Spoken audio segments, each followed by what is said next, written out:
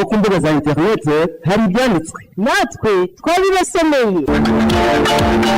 Ikaze mu makuru yacu yo ku mbuga za interineti y'uyu munsi, reka tuyahere ku gitangazamakuru igi aho cyanditse ko ubuyobozi bw'akarere ka Ngororero bwatangaje ko bugiye kunguka ibirometero 31.8 by'umuhanda. Ni umuhanda wa kaburimbo aho uzatwara agera kuri miliyoni 32 z'amafaranga y'u Rwanda.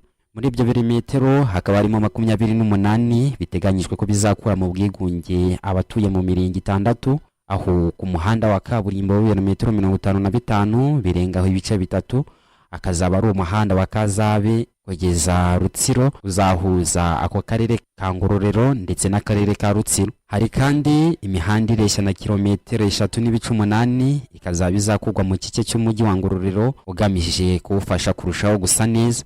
Umuyobozi w'akarere ka Ngororero wungirije ushinzwe iterambere ry'ubukungu uwo ni Uwihoreye Patrick mu kiganiro yagiranye n'Igihe yagaragaje ko iyo mihanda yose igiye gukorwa mu buryo bwa vuba. Yakomeje kandi avuga ko ikorwa ry'iyo mihanda rizarushaho kuzamura ishoramari ndetse no koroshya ubuhahirane hagati y'akarere ka Ngororero n'akarere ka Rutsiro. Akarere ka Ngororero kuri ubu ngubu ni kamwe mu karere gakungahaye ku mabuye y'agaciro aho kagizwe n'imisozi miremire ku buryo imihanda myinshi yaho biraro bikomeza kugenda bicika maze bigatuma ubuhahirane budakomeza kugenda. Akaba ari nayo mpamvu nyamukuru abatuye muri ako karere bishimira bimwe mu bikorwa remezo bagenda bahabwa birimo nk'umuhanda.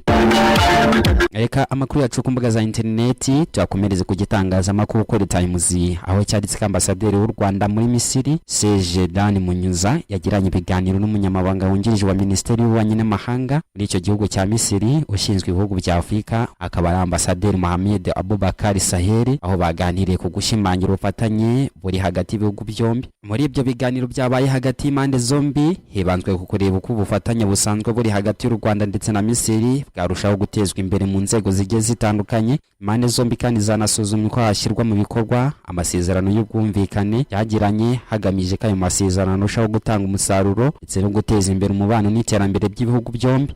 U Rwanda n'igihugu cya Misiri bisanzwe bifitanye umubano mwiza mu bya diplomasi, ubucuruzi ndetse n'izindi nzego zigiye zitandukanye, aha abayobozi b'ibihugu byombi bakomeje gushimangira ubufatanye ndetse no guteza imbere inyungu rusange z'abaturage babyo.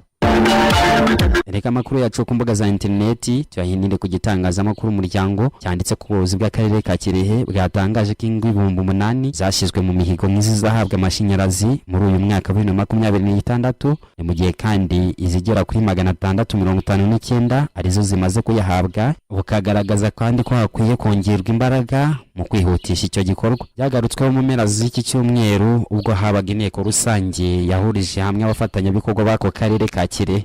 Impungo zigera ku 8,000 ari nazo zashyizwe kuzizahabwa umuriro w'amashanyarazi. Kuri ubu ngubu ingo 659 zingana n'8.2% nizo zimaze kuwuhabwa. Ku ruhande rw'umuyobozi w'akarere ka Kirehe Rangira Bruno yavuze ko babanje gushyira amapoto no gushyira insinga z'amashanyarazi ku nzu, bityo ko bizera ko bafite icyizere cy'uko uyu mwaka uzarangira abaturage benshi babonye umuriro w'amashanyarazi. Kugeza kuri ubu ngubu mu karere ka Kirehe abaturage bafite amashanyarazi bagera kuri 79%, mu gihe aka karere kandi kagifite gahunda yo guha amashanyarazi ingo zigera ku 18,683. Uwimana Tamiye Hodari ku mbuga za interineti.